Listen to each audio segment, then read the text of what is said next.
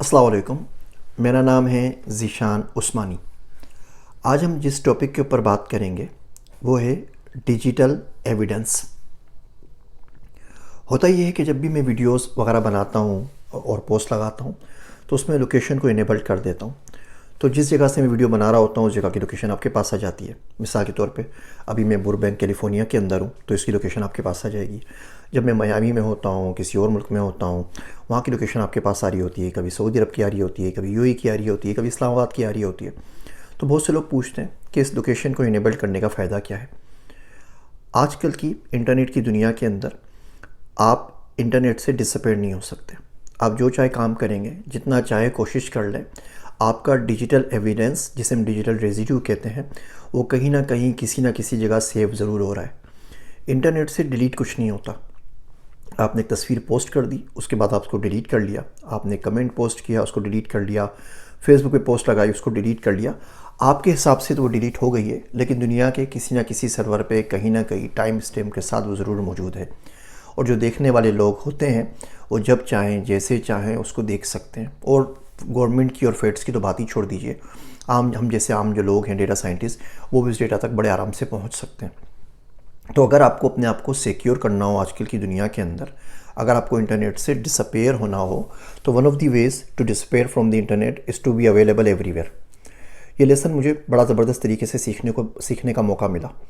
हुआ ये कि 2006-7 के अंदर, मेरे ख्याल से 2007 में, मैं स्टूडेंट था, फ्लोरिडा के अंदर पढ़ रहा था, और 7/7 की लंदन ट्यूब बम्बिंग हो गई। उसके बाद क्या हुआ, लॉ इन्फोर्समेंट जो एजेंसीज थी वो बड़ी ज़्यादा मुस्तैद हो गई और उन्होंने आके मसाजिद का सर्वे शुरू कर दिया। मस्जिदों में कैमरे इंस्टॉल कर दिए, सीसीटीवी कैमरे लगा दिए, बाकी वो रिकॉर्डिंग करते थे। तो जब हम सुबह नमाज के लिए जाते थे फजर के ऊपर, तो लॉ इन्फोर्समेंट की, एफबीआई की कोई ना कोई गाड़ी खड़ी भी होती थी। अब उसकी वजह से ज़ाहिर बात है लोग डर गए और लोगों ने मस्जिद आना छोड़ दिया कि यार क्या कर रहे हैं, रिकॉर्डिंग कर रहे हैं और सामने खड़े होते हैं, कोई पूछताछ करेंगे, कुछ करेंगे। मैं स्टूडेंट था, मुझे कोई काम नहीं था पढ़ने के अलावा ज़िंदगी में, ना आज है, तो मुझे किसी बात का क्या डर था। तो मैं आराम से साइकिल चलाता हुआ जाता था। उस वक्त इतने पैसे नहीं थे कि गाड़ी ले सकूँ। तो वो बेचारे रोज़ खड़े हुए होते थे। तो दिल में मैंने सोचा कि अरे बेचारों की भी ड्यूटी लगी हुई है, हम तो चले फजर पढ़ने के लिए आ रहे हैं, 4:30-5 बजे तहज्जुद के लिए आ रहे हैं, ये गरीब किस खुशी में यहाँ पे खड़े हुए हैं। तो मैं जाते हुए उनके लिए डोनट्स और कॉफ़ी ले आया करता था और सिंपल उनके वो गाड़ी के डैशबोर्ड पे रख देता था, ट्रंक के ऊपर।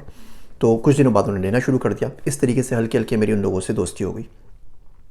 फिर जब 3-4 महीने बाद वापस जाने लगे, इस दोस्ती में उन्होंने मुझे समझाया भी कि वो क्या करते हैं, किस तरह करते हैं, उनका पूरा सिस्टम है वीसीएफ का, वर्चुअल केस फाइल एपीआई का।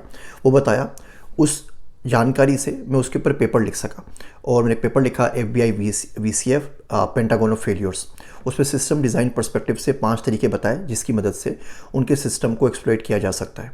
वो पेपर बड़ा मशहूर हुआ। फिर उन्होंने मुझे अपनी क्लासीफाइड कॉन्फ्रेंसेस में बुलाया, मैंने वहाँ प्रेजेंट भी किया। तो खैर जब वो जाने लगे तो मैंने उनसे बोला कि यार आप लोगों से मुझे एक शिकायत है। कहने लगे वो क्या? मैं कहा जी आपकी वजह से हमारे 80% नमाजी गायब हो गए। डर की वजह से वो आते ही नहीं यहाँ पर कि आप लोग वीडियो रिकॉर्डिंग कर रहे हैं या तस्वीरें खींच रहे हैं, जो कुछ भी कर रहे हैं। तो ये आप लोगों ने अच्छा काम नहीं किया। तो हमें 15-15 मिनट वेट करना पड़ता है मुझे इमाम साहब को कि कोई तीसरा चौथा बंदा आए तो नमाज़ पढ़ सकें। तो ये तो आप लोगों ने जुल्म किया हमारे पे। तो उन्होंने बड़े काम की बात बताई। तो उन्होंने बोला कि ज़ीशान, हमें तुमसे कोई इशू नहीं है, हमें जो लोग यहाँ पे आ रहे हैं उनसे भी कोई इशू नहीं है। बिकॉज़ दुनिया में कुछ भी हो जाए, तुम हमारे पास वीडियो टेप के ऊपर रिकॉर्डेड हो टाइम स्टैम्प के साथ। Anything happens in the world we exactly know कि you are not there, you are here. यहाँ नमाज़ पढ़ रहे थे, हमारे पास उसका रिकॉर्ड मौजूद है। जो लोग यहाँ पे नहीं आ रहे ना, वो कहीं ना कहीं तो नमाज़ पढ़ रहे हैं, वो कहीं ना कहीं तो खुतबा सुन रहे हैं, कहीं ना कहीं तो बयान सुन रहे हैं।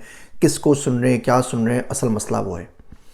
तो मुझे बड़ी सीख मिली इससे कि ये बड़ी सेफ्टी का बाइस बनता है। इस वक्त देखिए मैं आपसे लाइव बात कर रहा हूँ यहाँ पर बुरबंग कैलिफोर्निया के ऊपर बैठे हुए। दुनिया में कहीं भी कुछ हो जाए, मैं डिजिटली प्रूव कर सकता हूँ एविडेंस के साथ कि जी मैं वहाँ इन्वॉल्व नहीं था। मैं अपने घर में अकेला बैठा हुआ, फैमिली पाकिस्तान में थी, मैं अकेला बैठा हुआ था और मैं आप लोगों से बात कर रहा था, उसका डिजिटल प्रूफ किया रहा। अब दुनिया में इस वक्त मुझे कहीं भी किसी और लोकेशन के ऊपर साबित नहीं कर सकते और डिजिटली मैं दुनिया भर की कोर्ट के अंदर ये बात भी बता सकता हूँ।